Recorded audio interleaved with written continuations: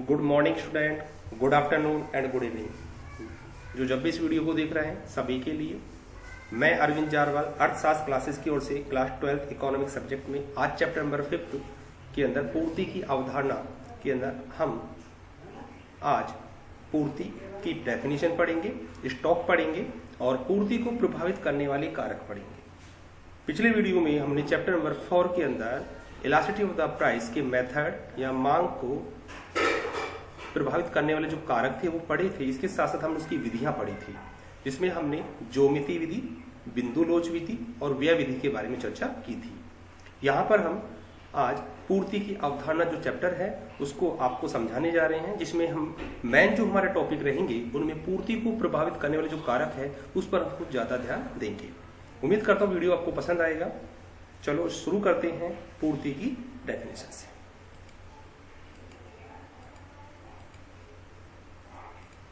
Simple सी एक language में हमने पढ़ा होगा चैप्टर नंबर 3 के अंदर डिमांड किसे कहते हैं।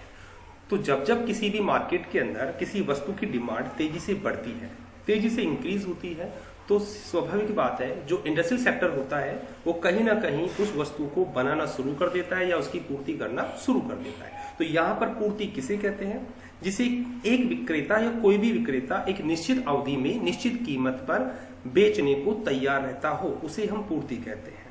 ठीक है, कोई भी पर्टिकुलर कोई इंडिविजुअल पर्सन है, ठीक है, एक निश्चित अवधि जैसे कि 1 ईयर है, 6 मंथ है, 1 मंथ है, एक निश्चित अवधि में एक निश्चित कीमत पर उसको बेचने को क्या रहता है, वो तैयार रहता है, उसे हम पूर्ति कहते हैं। ठीक है, यहाँ पर हम पूर्ति की परिभाषा के साथ जो पूर्ति का जो डायग्राम बनता है उसमें हमेशा पूर्ति जो वक्र होता है वो हमेशा धनात्मक होता है।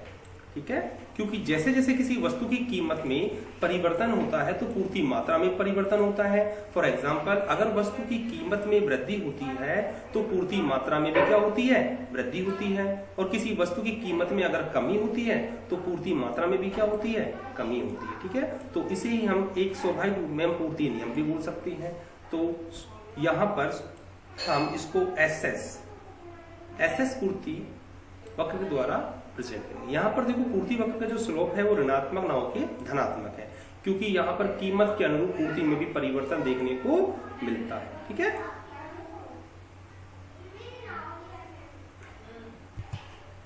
यस। तो दोस्तों यहाँ पर पूर्ति के अंदर हमेशा पॉजिटिव रिलेशनशिप पाया जाता है, धनात्मक संबंध पाया जाता है। ठीक है, तो OY पर हमेशा जो आती है वो क्या आती है, वस्तु की कीमत आती है। ठीक है, प्राइस, और यहाँ पर वस्तु की मात्रा आती है, क्वांटिटी आती है। ठीक है,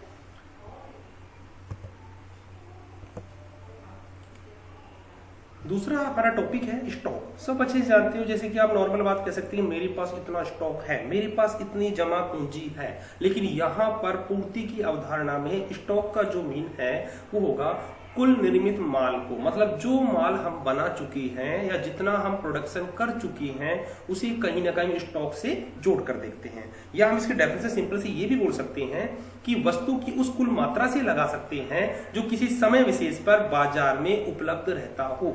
ठीक है, जो वास्तव में किसी समय विशेष पे या कहीं टाइम पीरियड में मार्केट के अंदर क्या रहता हो, अवेलेबल रहता हो, उसे हम क्या कहते हैं, स्टॉक कहते हैं।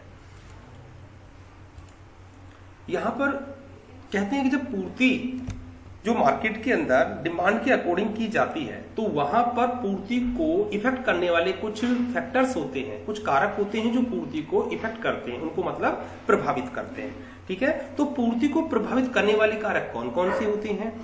जैसे कि हमने मांग में पढ़ा था उसी प्रकार हम पूर्ति में पढ़ेंगे, क्योंकि जब किसी वस्तु और सेवा की पूर्ति बाजार में अनेक कारकों द्वारा प्रभावित होती है तो कुछ कारक प्रत्यक्ष रूप से प्रभावित करते हैं या डायरेक्ट रूप से इफेक्ट करते हैं, कुछ ऐसे कारक होते हैं जो इनडायरेक्टली रूप से क्या करते हैं, इफेक्ट करते हैं, जिनको हम एक एक करके यहाँ पर पढ़ेंगे। और उम्मीद करता हूं कि ये जो क्वेश्चन है हमारा इस चैप्टर का सबसे मेन क्वेश्चन है, जो कहीं ना कहीं एग्जाम के अंदर 4 मार्क्स में ज्यादा पूछा जाता है। यहाँ पर पहला जो हमारा इफेक्ट है वस्तु की बाजार कीमत। बहुत अच्छा पॉइंट है ये, क्योंकि यहाँ पर ये बताने का प्रयास किया जाएगा कि जब जब किसी वस्तु की कीमत में चेंज होता है तब तब पूर्ति मात्रा में भी क्या होगा, परिवर्तन होगा। तो पहला पॉइंट हमारा है कि वास्तव में पूर्ति को प्रभावित करने वाला जो कारक है वो वस्तु की बाजार कीमत है। बाजार कीमत के अंदर जब किसी वस्तु की बाजार कीमतें अधिक होती हैं तो उस वस्तु के उत्पादक को अधिक लाभ प्राप्त होता है। सिंपल सी बात है, मार्केट में अगर किसी गुड्स के प्राइस तेजी से इंक्रीज हो जाएं तो मार्केट में जो फर्म है उसको बहुत अधिक प्रॉफिट मिलेगा। रीजन है क्योंकि वो उस प्रोडक्ट का प्रोडक्शन तो करेगा ही, इसके साथ साथ मार्केट प्राइस अधिक होने के कारण वो उसको ज्यादा प्रॉफिट देना शुरू कर देता है। जैसे जैसे लाभ की स्थिति को देखकर प्रॉफिट जब मार्केट में तेजी से बढ़ता जाता है तो मार्केट में अन्य उत्पादक जो हैं वो वस्तु की पूर्ति मात्रा को बढ़ा देते हैं, क्योंकि उनको भी प्रॉफिट चाहिए। तो तेजी से क्या करते हैं, वो उसका प्रोडक्शन बढ़ा देते हैं। इससे क्या होगा, जैसे जैसे प्रोडक्शन तेजी से बढ़ेगा तो लोग उस वस्तु की जो कीमतें हैं लोग जो उस वस्तु की जो मांग है उसको क्या कर देते हैं, कम कर देते हैं, क्योंकि मार्केट में पूर्ति मात्रा तेजी से बढ़ जाती है। और जब पूर्ति मात्रा तेजी से बढ़ जाती है तो सिंपल सी बात है, उस वस्तु कीमतें क्या हो जाती है, कम हो जाती है। और कीमतें कम होने के कारण जो पहले उत्पादक को जो लाभ प्राप्त हो रहा था वो लाभ धीरे धीरे क्या होता जाता है, कम होता जाता है। तो इसलिए हम कह सकते हैं कि जो वस्तु की जो बाजार कीमत है वो कहीं ना कहीं पूर्ति को क्या करता है, इफेक्ट करता है, उसको प्रभावित करता है। ठीक है। सेकंड जो हमारा पॉइंट है वो है वस्तु के उत्पादक साधनों की पूर्ति। जिन साधनों को बनाने में या एवरीबडी जो भी रिसोर्सेस हैं जिन का यूज कर हम वास्तव में प्रोडक्शन कर रहे हैं उनकी पूर्ति का कहीं ना कहीं इफेक्ट देखने को मिलता है। जैसे हम ये बोल सकते हैं कि जब किसी वस्तु के उत्पादन साधनों की कीमतों में वृद्धि होती है तो उसकी उत्पादन लागत क्या हो जाती है, बढ़ जाती है। इससे कहीं ना कहीं बाजार में पूर्ति मात्रा घट जाती है। तो सिंपल सी लैंग्वेज में हम बता सकते हैं कि किसी भी प्रोडक्ट को प्रोडक्शन करने के लिए यदि कॉस्ट तेजी से इंक्रीज होती है तो मार्केट में उसकी सप्लाई क्या हो जाती है, डिक्रीज हो जाती है, मतलब घट जाती है। ऐसा क्यों होता है, क्योंकि यदि इसके विपरीत हम बात करें, वस्तुओं के उत्पादन और साधनों की कीमतों में कमी होने से, उत्पादन और साधनों कीमतों में अगर क्या हो जाए, कमी हो जाए, तो उसकी जो उत्पादन लागत है वो क्या हो जाती है, कम हो जाती है।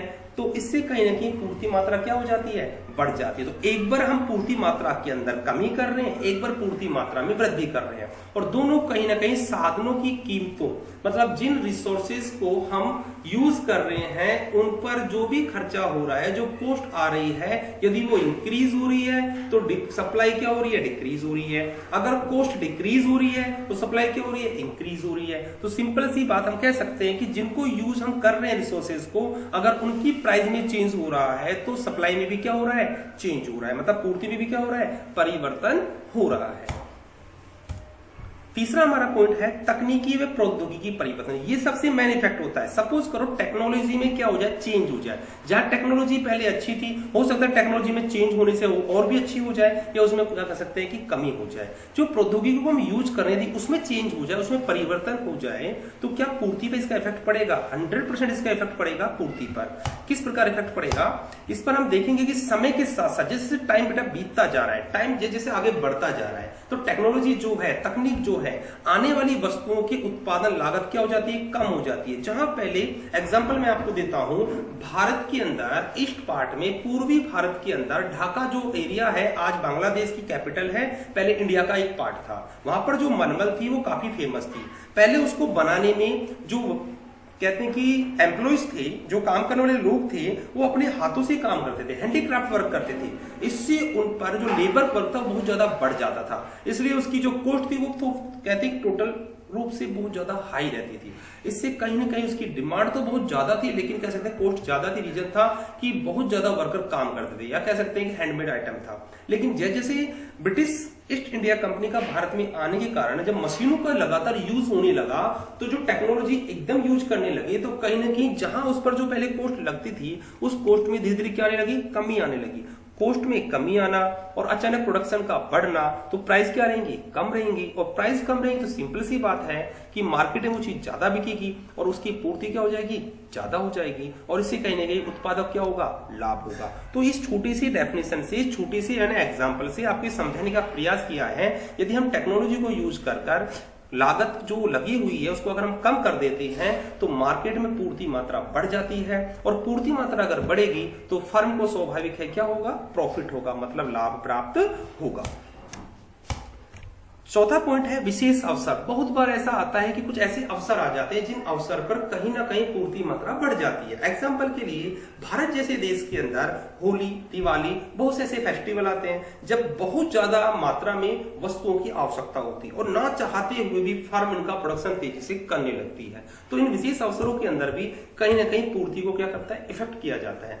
भारत में जैसे एग्जाम्पल मैं आपको देता हूं कि जो फर्म है वो अधिक लाभ प्राप्त करने के लिए मांग क्या करती है, कहीं ना कहीं बढ़ने के साथ साथ पूर्ति को तेजी से बढ़ा देते हैं। ठीक है, अतः उत्पादक लाभ प्राप्त करने के लिए मार्केट में सप्लाई इंक्रीज कर देते हैं। ऐसा इसलिए होता है क्योंकि कहीं ना कहीं भारत जैसे देश में क्योंकि आस्था से जुड़ा हुआ एरिया है और इसमें भारत में बहुत सी ऐसी कंपनियां हैं, बहुत सी ऐसी फर्म हैं जो इन वस्तुओं का उत्पादन करती हैं और पूर्ति को हमेशा ज्यादा रखती है। फॉर एग्जांपल मैं आपको देता हूं, भारत के अंदर राखी के त्यौहार में, रक्षाबंधन के त्यौहार पर अनिल राखियां जो पूरे ऑल वर्ल्ड में काफी फेमस है। ठीक है, माना जाता है कि रक्षाबंधन के फेस्टिवल जो त्यौहार आता है उसके जस्ट अगले नेक्स्ट डे से ही इसका प्रोडक्शन होना शुरू हो जाता है और पूरे ईयर, पूरे साल भर लगातार इसका प्रोडक्शन चलता रहता है। मतलब डिमांड है नहीं फिर भी प्रोडक्शन किया जा रहा है क्योंकि स्वाभाविक है जिस दिन रक्षाबंधन का त्यौहार होगा उस दिन इसकी बहुत तेजी से डिमांड बढ़ेगी, और डिमांड बढ़ेगी तो सिंपल सी बात है कहीं ना कहीं मार्केट के अंदर फर्म को क्या होगा, प्रॉफिट होगा। तो ये फोर्थ क्वेश्चन में विशेष अवसर में हम एग्जांपल को लिख सकते हैं।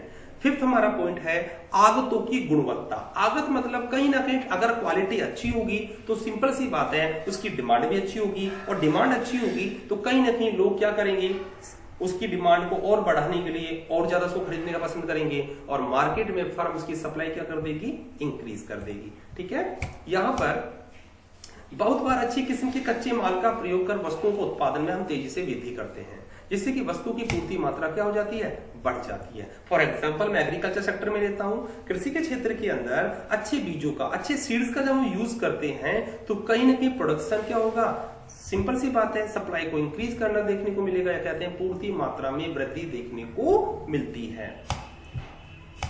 और हमारा 6 पॉइंट है परिवहन लागतें, और ये सब अच्छे से जानते हो जो ट्रांसपोर्ट फैसिलिटी है अगर उसकी कॉस्ट में इंक्रीज होता है तो कहीं ना कहीं मार्केट के अंदर सप्लाई पे बहुत ज्यादा इफेक्ट देखने को मिलता है।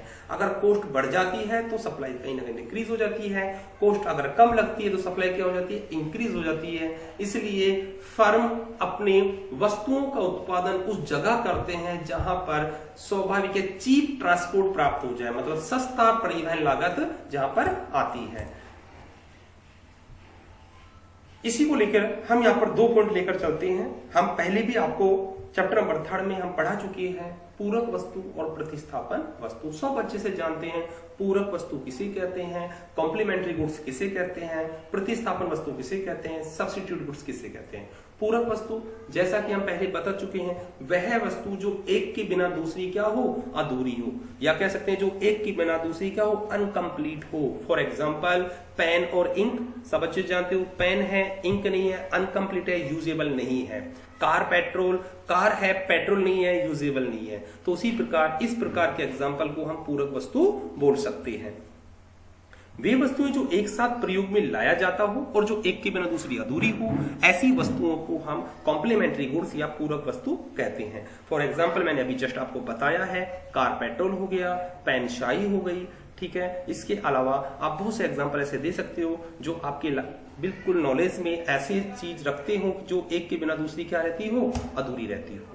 दूसरा है आपका सब्स्टिट्यूट गुड्स। सब अच्छे से जानते हो कि बहुत बार हमारी लाइफ में ऐसा होता है किसी एक गुड्स की प्राइस तेजी से इंक्रीज हो जाती है, लेकिन उसकी अगर सब्स्टिट्यूट गुड्स है उसकी प्राइस में कोई चेंज नहीं होता तो लोग उसकी डिमांड क्या कर देते हैं, तेजी से बढ़ा देते हैं। सिंपल सी बात है, एग्जांपल मैं आपको देता हूं, लक्स एंड डव साबुन दोनों एक दूसरे के एग्जांपल है। सपोज करो डव साबुन की जो रेट है वो तेजी से इंक्रीज हो जाते हैं, मतलब तेजी से बढ़ जाते हैं, लेकिन लक्स साबुन के रेट में कोई चेंज नहीं होता, तो स्वाभाविक बात है लोग डव साबुन को छोड़कर लक्स साबुन को यूज करना शुरू कर देते हैं। दूसरा एग्जांपल कॉफी एंड टी।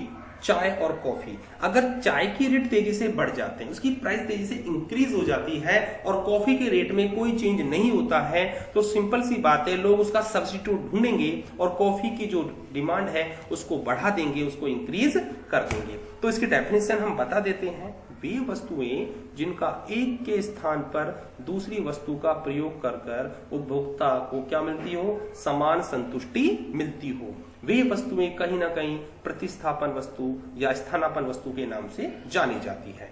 जैसे कि T and coffee, lux and डाउ, ठीक है, कोक एंड पेप्सी, ये इसके एग्जाम्पल है, आप अच्छे से इसको याद रख सकते हो।